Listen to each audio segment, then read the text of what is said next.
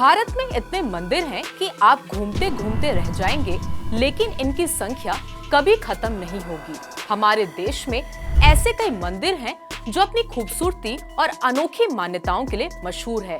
नमस्कार, मैं अनामिका झा और आप देख रहे हैं अनोखे सच। ऐसा ही भारत का एक 400 साल पुराना अनोखा मंदिर है जो आंध्र प्रदेश के अनंतपुर में मौजूद है।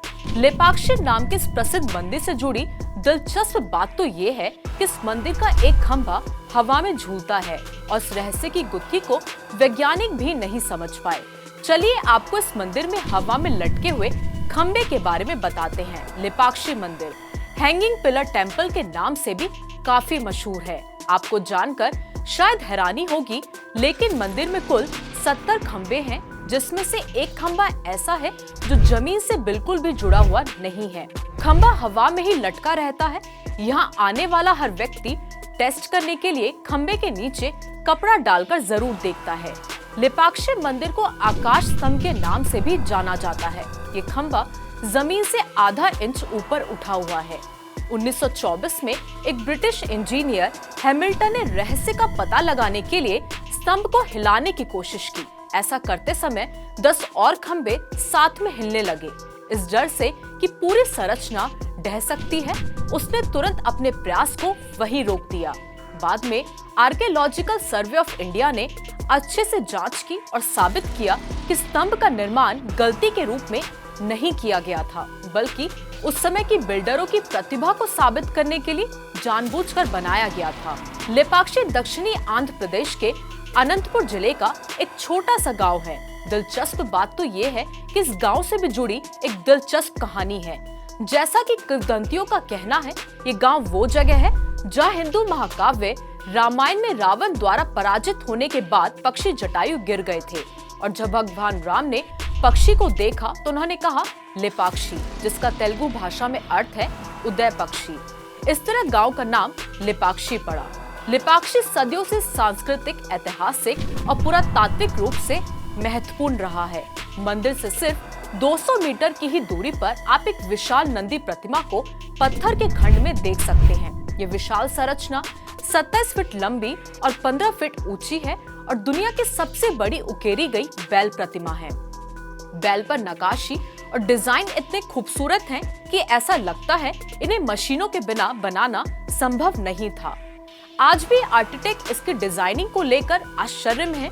लेपाक्षी मंदिर में भगवान शिव के कुरु रूप वीरभद्र हैं। इसके अलावा यहाँ भगवान के अन्य रूप अर्धनारीश्वर मौजूद हैं। कुर्मा सेलम की पहाड़ियों पर स्थित ये मंदिर कछुए के आकार में बना है।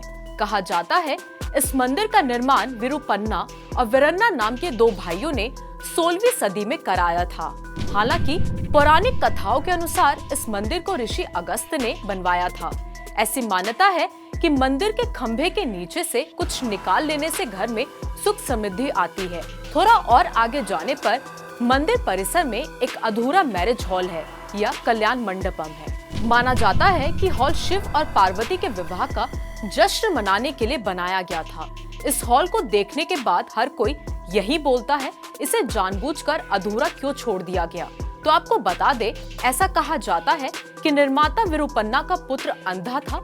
जब उन्होंने मंदिर का निर्माण शुरू किया तो उनके बेटे का अंधापन चमत्कारिक रूप से ठीक हो गया, लेकिन अन्य दरबारियों को जलन होने लगी और उन्होंने राजा से शिकायत की कि वह अपने बेटे के इलाज के लिए राज्य का पैसा इस्तेमाल कर रहा है। क्रोधित होकर राजा ने अपने आदमियों को विरुपन्ना को अंधा करने का आदेश दिया। अधूरे मैरिज हॉल की दीवारों पर लाल धब्बे उस आंखों का प्रतिनिधित्व करते हैं और इस घटना के बाद कोई भी हॉल को पूरा नहीं कर पाया। मंदिर परिसर में घूमते समय आपको एक बहुत बड़ा पद चिन्ह दिखाई देगा। कुछ लोग कहते हैं यह सीता का पद चिन्ह है, जबकि कुछ कहते हैं यह हनुमान का पद चिन्ह है। दिलचस्प बात यह है, यह गड्ढा हमेशा पानी से भरा रहता है और कभी पूरी तरह सूखता नहीं है। स्थानीय निवासियों का मानना है कि सीता के प्रति सम्मान और उनके पद चिन्हों को साफ रखने के लिए जादुई तरीके से पानी आता है। जाहिर है आज तक कोई भी पानी के स्रोत का पता नहीं लगा सका। प्राचीन मान्यताओं के अनुसार लेपाक्षी मंदिर का जिक्र रामायण में किया गया है। ऐसा माना जाता है यह वही जगह है जहां जटायु घायल होकर गिरे थे। जब रावण के द्वारा माता सीता का अपहरण किया गया था तो जटायु उन्हें बचाने के लिए उनके पीछे पड़ गए थे। इस दौरान रावण ने जटायु का पंख काटकर उन्हें घायल कर दिया था। दुनिया के लिए अब भी पहेली बना हुआ है ये 400 साल पुराना मंदिर। ऐसे रहस्यमय और अनसुलझी कहानियों को देखने और सुनने के लिए देखते रहें अनोखे सच।